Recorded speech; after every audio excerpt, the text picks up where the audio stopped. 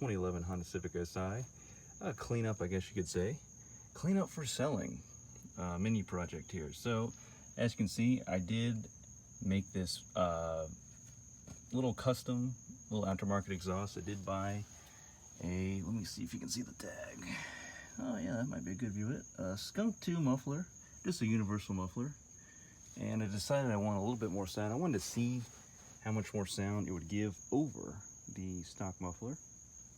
Gave it a little bit of a deeper sound, which I was thankful for. You know, on these 4-cylinders, sometimes it can sound racy, and it just gave a little bit of a deeper tone. So I was happy with that. But now that I'm putting it back to or up for selling condition, I'm going to try to fix a bunch of odds and ends, but also put this back to stock. And who knows, maybe I'll throw in the muffler in with the sale, because why not? Because I probably don't plan on buying another Honda Civic Si anytime soon, because I'm just enjoying the Mazda Miata. There might be some videos later on that, as well as I do have a 1995 Mustang GT, and there's some videos on the channel that you can go check out.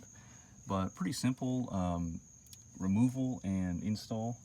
There's 2 bolts, one here, one on the other side, and those bolt heads should be 14 millimeter if I recall. And then I did buy a butt clamp for the because I got just some steel pipe at the shop I work at, and I welded it up. The welds look terrible, so ignore those or roast me in the comments about it, whichever you prefer.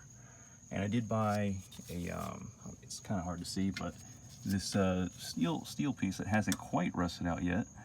I did buy that. It was like a turn down, for just a universal turn down, and I cut it just the right way, just so I could weld the exhaust, because the exhaust, it has to take a slight, it has to go up slightly, but also go at a weird angle towards the left before coming out, and then taking like an angle back the opposite way to match up with the muffler, so it can have enough space to clear the spring here, as well as clear this bracket piece here. So had to get my angles and measurements just right to get this exhaust installed. A lot of work and calculations to make that happen, but now that we're putting it back to stock, let's get this rustiness out of here, and we'll just put on the stock muffler, which is factory from Honda. That way, when someone goes to buy it, they have the most stock setup on a 2011 Civic Si, the FA5 body code, I believe it's called, the 4-door sedan. Because honestly, most of the sedans that I find listed online, they are very clapped out, super high mileage. They've been lowered, they've been straight pipe, they've been tuned, boosted, what have you. So hopefully I have a appealing listing once I do put it up for sale for a sedan. There's plenty of coupes. I can find coupes all day long for the 09 to 11 Civic SIs in particular, because apparently they did fix some transmission issues, plus it does have the facelift with the fog lights. And yeah, that's just where we're at. So thanks for watching, and look out for part 3.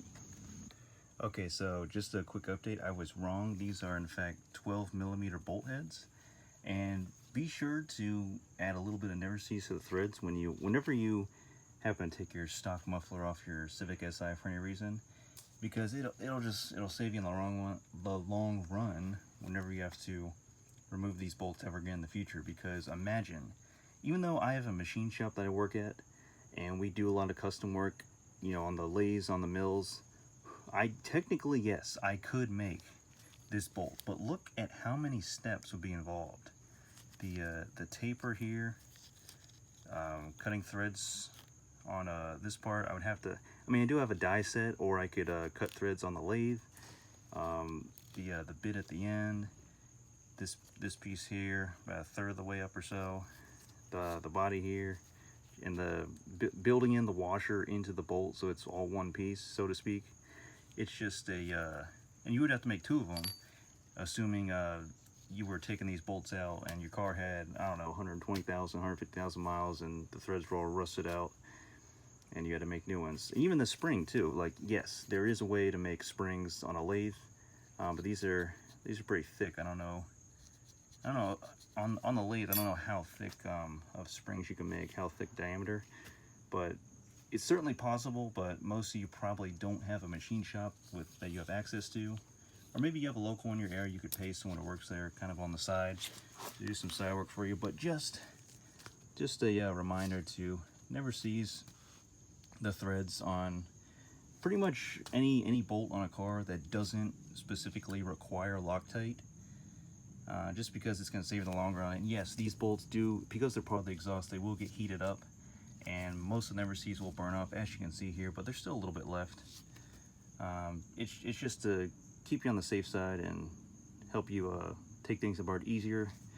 Even if you know, I live in the Rust Belt here in North America, but even if you don't, just if you like to work on your cars, it's just a thing to make things a little bit easier. If you don't like to work on your cars, you go to a shop, and you're probably not watching this video anyways. So that's that, and we'll put the stock exhaust back on. All right, stock exhaust is back on. And one last thing I would like to mention with these special bolts I was just talking about. These are stock, of course, come with the Civic SI, come with the stock exhaust, but that shoulder right there, when you tighten it up, the spring is going to totally collapse, like bind together, so to speak.